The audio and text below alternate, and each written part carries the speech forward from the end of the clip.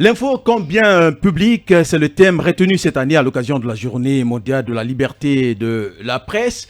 Messieurs, je m'adresse à vous dans ce studio. Êtes-vous d'accord que le 3 mai sert à rappeler au gouvernement la nécessité de respecter leur engagement en faveur de la liberté de la presse et constitue également une journée de réflexion pour les professionnels que nous sommes sur les questions relatives à la liberté de la presse et à l'éthique professionnelle. Alors, je commence par Mamadou Ouri Diallo. Oui, forcément, c'est une journée qui est une occasion pour l'ensemble des gouvernements de faire l'état des lieux, mais aussi pour la corporation, pour ceux qui exercent ce métier, pour faire l'état des lieux, faire le diagnostic. Parce que voyez-vous, la liberté de la presse, c'est un acquis de la démocratie dans son ensemble. Et comme on le dit, il est indispensable justement. Je parle de cette liberté de la presse, elle est indispensable à la bonne santé de la démocratie. C'est un élément, c'est un indicateur de bonne tenue, de bonne santé de la démocratie globale dans n'importe quel pays qui se dit démocratique. Donc, à chaque 3 mai, depuis bien entendu le 1993, il faut que chaque nation à cette date-là s'arrête pour se demander, pour s'interroger sur là où nous sommes de la conservation de cet acquis-là. Et ma foi, chaque pays se trouve classé dans une position qui n'est pas forcément celle des autres. Et c'est en cela que la Guinée, elle est classée aujourd'hui, en tout cas par RSF, à la 109e place sur 180 pays par exemple. Vous verrez que d'autres pays, dans ces classements pareils, dans ces évaluations pareilles, font mieux que notre pays. Et que nous aussi, peut-être que nous faisons un peu mieux que d'autres. Bref, ce serait peut-être de se redire que de dire que le 3 mai est une occasion que chaque nation se focalise sur la corporation, ceux qui la professent, mais aussi le gouvernement qui a souscrit au respect de cette liberté de presse. Mamadou Ouri Diallo, pourquoi selon vous les annonceurs ne se bousculent pas? Pourquoi les lignes ne bougent pas au niveau des annonceurs, au niveau pour les publicités sur les médias? Ben, écoutez, ce serait difficile de donner les véritables raisons et toutes les raisons. On ne peut avoir qu'une approche de constat, n'est-ce pas, de diagnostic. Pour moi, cette situation dépend de l'écosystème global lui-même médiatique. Il y a, pour la part des médias eux-mêmes, des raisons qui sont endogènes. Et quand je parle de raisons endogènes, c'est tout à l'heure le fait que Emmanuel faisait allusion au leadership. C'est déjà quels sont ceux qui portent ces médias. Est-ce qu'ils ont une vision? Est-ce qu'ils ont décidé de recruter des professionnels? Est-ce qu'ils ont réfléchi à des contenus qui peuvent être productifs? Est-ce qu'ils ont fait un bon choix en termes de modèle économique? Et les médias guinéens ne sont pas de qualité, il n'y a pas de... c'est une question. Évidemment, il y a des journalistes de qualité à l'intérieur de ces médias-là, comme je l'ai dit. Mais après, il y a cette question de vision, cette question de contenu et davantage concurrentiel. Parce que là, vous parlez de concurrence. Il faut-il que, si vous voulez dépasser l'autre, que vous ayez un avantage concurrentiel. Cela part de la qualité des ressources humaines, cela part du volume d'investissement, mais aussi du contenu, c'est-à-dire des programmes, des émissions. Les raisons exogènes, c'est que, évidemment, comme il l'a dit, on est dans un pays où la culture de la publicité n'existe pas.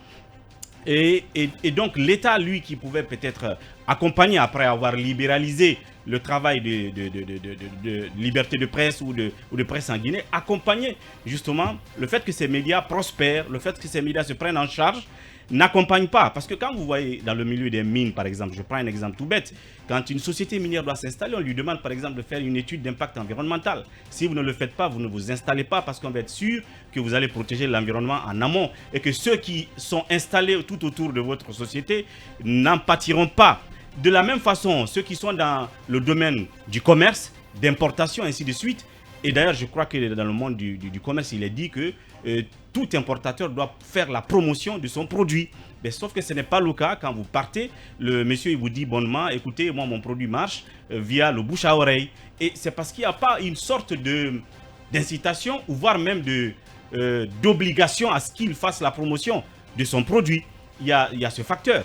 Et quand vous prenez le gouvernement lui-même, il y a le fait que les médias communiquent à perte pour nos gouvernements. Alors que quand on bâtit les budgets, il y a ce qu'on appelle ces lignes de communication. Le plus souvent pour ces ministères, pour ces services publics. Mais en fait, on ne les utilise pas à l'endroit des médias. On préfère justement les inviter à venir couvrir ces événements sans pour autant les payer. Et comme Camara l'a dit tout à l'heure, soit c'est de la publicité, soit c'est des partenariats, soit c'est du sponsoring. C'est tout ça qui peut amener un média à se prendre en charge, à acheter les intrants, mais aussi à payer les salariés. Maintenant, la question de concurrence, je pense que cela dépend des médias, de ce que vous avez. Quand je prends par exemple FIM, vous savez que depuis la libéralisation des zones, tous les médias étaient sur le créneau de médias généralistes. On faisait pratiquement tous la même chose. Vous avez quand même un média qui décide de s'inscrire dans le domaine de l'info en continu. Donc en termes de chaîne de valeur de l'information, si je peux le dire, c'est un média qui vient créer de la nouveauté, qui a un avantage concurrentiel sur le traitement de l'information. Et de ce point de vue-là, il peut tirer un bénéfice à partir de là, tout comme les émissions aussi qui sont conçues pour meubler le programme. Entre autres, c'est les raisons que moi je pourrais diagnostiquer en ce qui concerne le fait que ça ne marche pas. Et ça doit forcément marcher parce que s'il n'y a pas de publicité, mon vieux, c'est que les médias à dimension commerciale vont mourir parce qu'on n'est pas des médias communautaires. Seuls les médias communautaires peuvent se faire subventionner éternellement par des institutions internationales ou soit par le gouvernement. Mais si vous êtes un média à caractère commercial, vous êtes obligé de faire de la pub et de rentabiliser. Le tout dépend d'abord du modèle économique et du leadership. Je suis d'accord là-dessus avec Emmanuel. Faut-il forcément attendre les sondages pour proposer un contenu qui tient compte des aspirations des Guinéens? Il faut le faire parce que c'est un outil d'actualité. Et Cabinet est le mieux placé sur ce plateau pour le faire parce que c'est notre monsieur sondage à FIM. Par-delà cela, il est le président de l'association guinéenne de Sciences Po qui est donc au quotidien dans cette affaire de sondage. Pourquoi nous avons ouvert un service sondage à FIM? C'est effectivement pour sonder les cœurs et les opinions des auditeurs, à savoir qu'est-ce qu'ils veulent, qu'est-ce qu'ils souhaiteraient qu'on leur offre dans notre pipeline de programmes et d'émissions.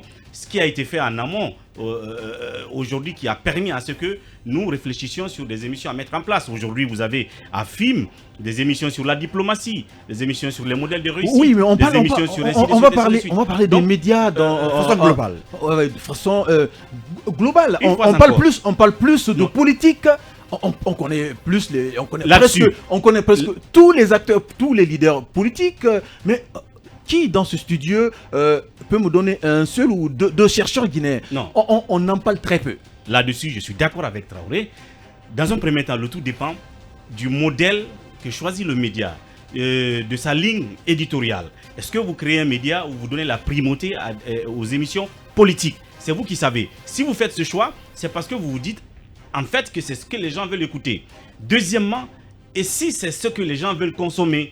Parce que c'est ça aussi l'autre question. Oui, sauf en fait, que les gens fait semblant de dire.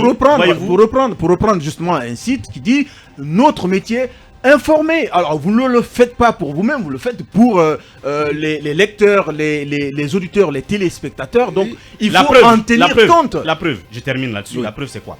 Mettez deux émissions en balance. En termes d'audimat, en termes de réactivité, en termes d'intervention. Vous mettez une émission politique, vous verrez 200, 300, 500 personnes sur une émission politique, qu'une émission sur l'éducation, sur le secteur éducatif, qu'une émission sur la diplomatie. Ça dépend. Évidemment. J'allais en venir. Ça dépend. Ça dépend. Peut-être que ceux qui suivent les programmes politiques font plus de bruit que les autres.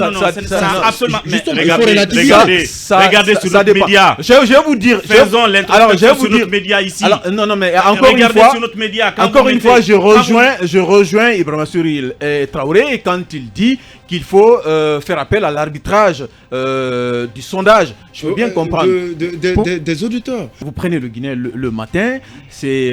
mais vous avez beaucoup de propositions à film. C'est le petit déj.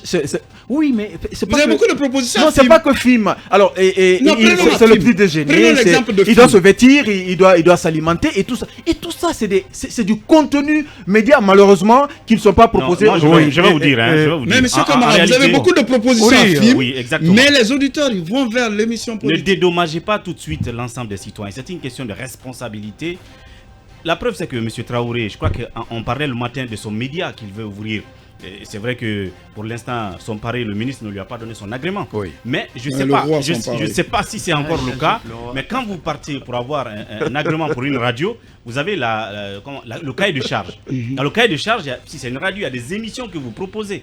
Et je crois qu'il y a des domaines dans lesquels, si vous ne proposez pas d'émissions, on ne peut pas vous donner des agréments. Donc, vous avez des émissions dans le secteur de la santé, de l'éducation, de l'agriculture, de la politique, bien sûr, ainsi de suite. Donc, il y a une diversification du contenu. Alors, quand le média est opérationnel, il y a des animateurs sur chaque émission. Il y a l'émission politique, il y a l'émission sur l'agriculture, le paysanat, ainsi de suite.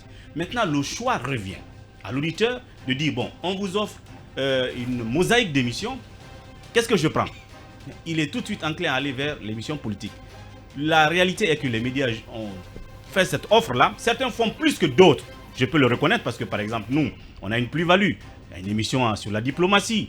Il y a une émission encore sur quoi d'autre? Je ne pourrais pas citer d'autres. Vous le connaissez. Le tourisme, le téléréalisme. Vous êtes le sorcier. Sur la science. Vous êtes le sorcier de la grille. Il y a une émission sur la science occulte africaine. Les enfants. Sur les enfants, ainsi de suite. Donc, il y en a qui en offrent plus que d'autres. Mais l'essentiel est que les grands domaines de la vie publique, les médias proposent des émissions. Mais toujours est-il que les citoyens sont toujours pressés d'aller vers les émissions politiques. Revenons sur cette question d'attractivité et de force des médias, Mamadou Diallo. J'aimerais bien mettre le curseur sur le complexe aussi qu'il y a, n'est-ce pas, dans notre pays. Je ne sais pas si c'est le cas ailleurs, dans la sous-région.